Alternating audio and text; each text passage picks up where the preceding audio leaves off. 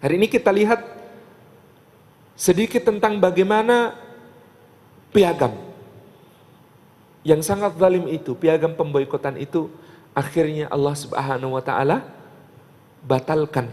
Allah Subhanahu wa taala cabut dengan perantaraan 5 orang lelaki mulia dari kalangan Quraisy, tokoh-tokoh hebat yang dipuji oleh Abu Talib, paman Nabi di dalam syairnya. Orang pertama yang tergerak hatinya namanya Hisham bin Amr.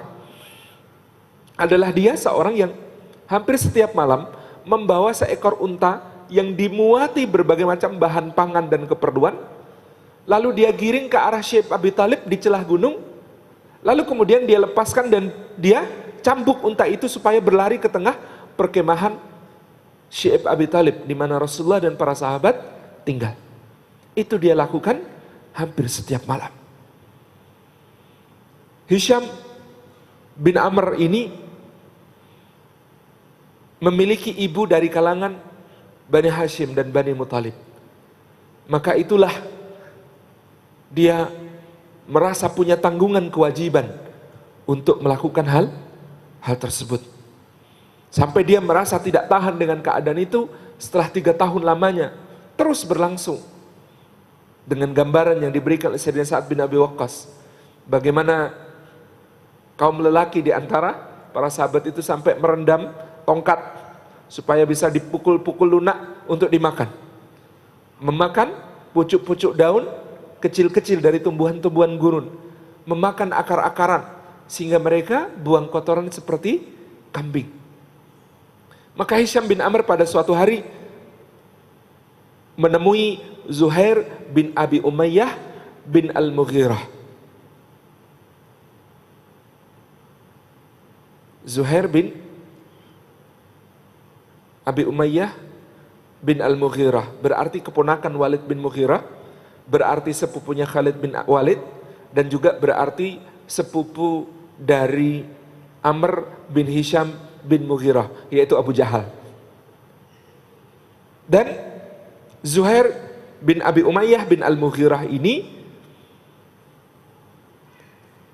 juga punya kekerabatan dengan Bani Hashim. Maka Hisham bin Amr mengatakan kepadanya, "Wahai Zuhair, ridhakah engkau memakan makanan yang lezat, berpakaian dengan pakaian yang bagus, menikah dan bebas untuk melakukan berbagai macam muamalah, sedangkan engkau tahu paman-paman dan bibi-bibimu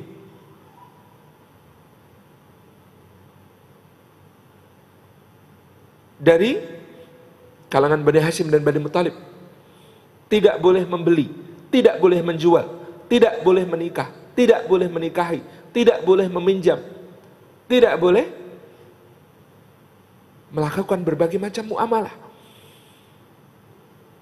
Sedangkan aku," kata Hisham bin Amr, "bersumpah dengan nama Allah bahwa kalau seandainya paman dan bibinya Abu Jahal bin Hisham diperlakukan seperti ini, maka mereka tidak akan pernah menerima keadaan yang sedemikian."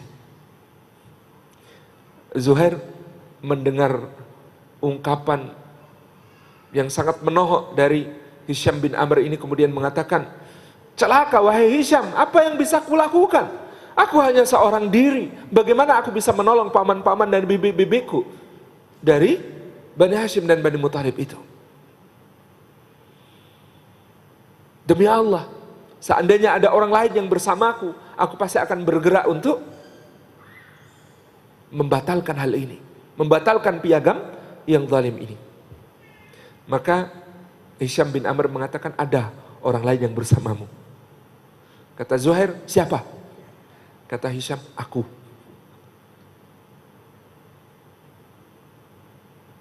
Kata Zuhair, "Kurang, carilah orang ketiga." Maka Hisham bin Amr menemukan Mut'im bin Adi, tokoh Quraisy yang lain. Dan Mut'im bin Adi ini paling semangat untuk menyaingi Abu Jahal. Salah satu orang yang paling semangat untuk menyaingi pengaruh Abu Jahal, Al-Mut'im bin Adi. Kemudian Hisham ceritakan apa yang dia sampaikan kepada Zuhair. Kemudian Al-Mut'im bin Adi mengatakan, celaka engkau wahai Hisham. Aku juga ingin membatalkan itu. Tetapi siapakah yang bersama kita? Kata Hisham, sudah ada 2 orang. Siapa? Aku dan Zuhair bin Abi Umayyah. Kata Al-Mut'im bin Adi, carilah orang keempat. Kemudian Hisham bin Amr memenuhi Abul Bukhturi. Ini seorang yang juga banyak jasanya di dalam masa kesulitan itu. Sebagaimana Hisham, dia juga suka membawa untanya, bahkan kadang tidak cuma 1 ekor, dengan beban yang diisi berbagai macam bahan pangan dimasukkan ke area perkemahan Rasulullah dan para sahabat. Ketika diceritakan kepada Abul Bukhturi, kata Abul Bukhturi, 4 masih kurang, carilah 1 orang lagi.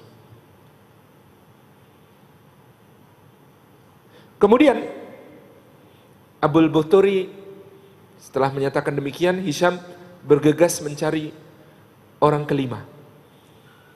Ditemukanlah Zam'ah bin Al-Aswad bin Al-Muttalib. Lalu dia sampaikan kepada Zam'ah bagaimana kekerabatannya dan bagaimana solidaritas yang seharusnya dia tunjukkan kepada Bani Hashim dan Bani Muttalib. Kata Zam'ah, celaka engkau wahai Hisham. Siapa yang bersama kita? Carilah orang lain. Kata Hisham, sudah ada orang lain. Siapa saja? Aku, Abul Bukhturi, Zuhair, dan juga Mut'im bin Adi. Maka kemudian kelima orang ini bersepakat bertemu pada sebuah malam di atas satu bukit yang disepakati di dekat kota Makkah.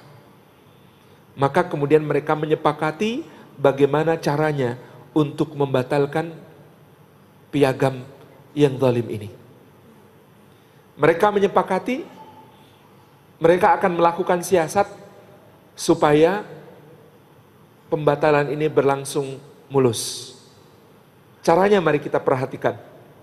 Orang pertama yang pada pagi hari itu muncul adalah Zuhair bin Abi Umayyah bin Al-Mughirah. Dia bertawaf, mengelilingi Ka'bah 7 kali. Kemudian dia berdiri menghadapkan wajahnya dan memanggil orang-orang Quraisy, ayyuhal Quraisy. Kemudian dia mengatakan, wahai penduduk Makkah, apakah kita makan dan minum dengan nikmat, sementara Bani Hashim dan Bani Muttalib mati kelaparan di lembah bukit sana? Apakah kita berpakaian dengan pakaian yang indah-indah, sementara mereka compang-camping tidak menemukan kain? Apakah kita bebas menikahi dan dinikahkan, sementara mereka tidak dapat melakukannya? Apakah kita bebas hutang piutang, pinjam meminjam di antara kita, sementara mereka tidak dapat melakukan itu? Demi Allah, kata Zuhair, saya tidak akan duduk selama-lamanya sampai piagam yang zalim yang telah membuat saudara-saudara kita diperlakukan dengan sangat keji ini dicabut. Saya tidak akan duduk sampai piagam yang zalim ini dirobek. Abu Jahal mendengar penuturan Zuhair bin Abi Umayyah mengatakan, dusta kamu, piagam ini tidak akan dicabut selama-lamanya. Dusta kamu, ini perkara yang sudah disepakati oleh semua. Kemudian dari arah Babus Salam di Rukun Yamani muncullah Zam'ah bin Al-Aswad. Dia mengatakan, kamu yang dusta, aku juga tidak pernah menyetujui piagam itu. Kalian membuatnya dengan mengatasnamakan kami, padahal kami tidak pernah menyetujuinya. Aku sama dengan Zuhair juga tidak akan duduk sebelum piagam itu dicabut. Kata Abu Jahal, kamu dusta. Ini pasti sudah dibicarakan di antara kalian. Kemudian Abul Bukhturi muncul dari arah Rukun Iraqi. Dia kemudian mengatakan, celaka engkau wahai Abu Jahal, mereka berdua benar.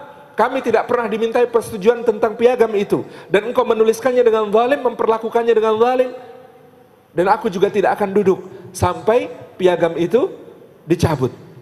Kata Abu Jahal, rupanya ini sebuah konspirasi, rupanya ini sebuah akal-akalan di antara kalian.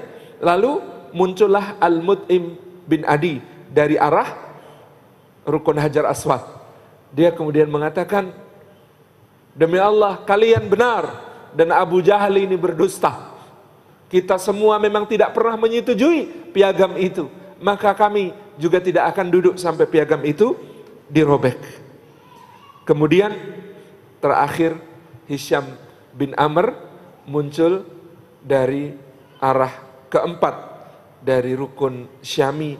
Dia kemudian mengatakan, demi Allah kami juga tidak akan duduk sampai piagam ini dirobek. Maka Abu Jahal mengatakan, kejahatan. Jadi kalian sudah menyepakati ini di satu tempat semalam. Kalian sudah menyepakati ini di satu tempat semalam.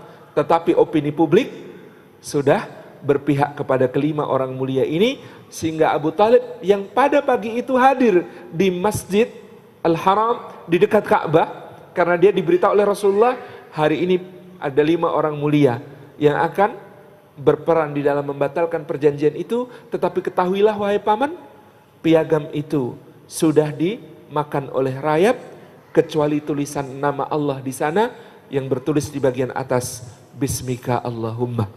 Maka orang-orang pun beramai-ramai menuntut pintu Ka'bah dibuka. Lalu pintu Ka'bah dibuka dan piagam itu dikeluarkan.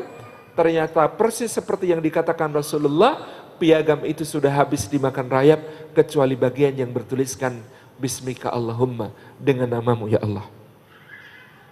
Jadi ini kisah tentang pembatalan perjanjian pemboikotan yang kemudian digerakkan oleh orang-orang mulia.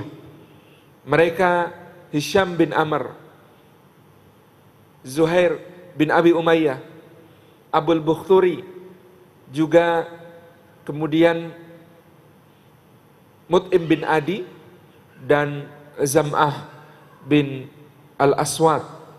Kesemuanya orang-orang yang kemudian oleh Rasulullah nanti pada perang Badar misalnya dipesankan, kalau bertemu dengan orang-orang ini, hindari mereka. Kalau bertemu dengan orang-orang yang ini di peperangan Badar itu, hindari mereka. Tetapi di antara mereka ada Abul Bukhturi yang kemudian ketika berperang di perang Badar itu dihindari oleh para sahabat radhiyallahu anhum ajma'in. Hanya saja ketika itu sahabat ada yang mengatakan, minggir wahai Abul Bukhturi, Rasulullah memerintahkan kami untuk tidak membunuhmu, minggir. Tapi Abul Bukhturi ketika itu mengatakan, bagaimana dengan saudaraku ini? Dia sebut seseorang yang menjadi karib kerabat yang sangat dicintainya. Kemudian sahabat Nabi itu mengatakan, kalau dia tidak ada jaminannya gitu. Kalau dia tidak dapat dispensasi. Kemudian Abul Bukhturi mengatakan, kalau dia tidak selamat, aku juga tidak selamat. Maka akhirnya terpaksa Abul Bukhturi terbunuh dalam keadaan musyrik di perang Badar. Jadi ini kisah dari para tokoh yang mulia yang telah mempertaruhkan kehormatan mereka dan diri mereka untuk membatalkan perjanjian zalim yang dibuat oleh Abu Jahal dan rekan-rekannya dalam menyengsarakan Rasulullah SAW dan para sahabat.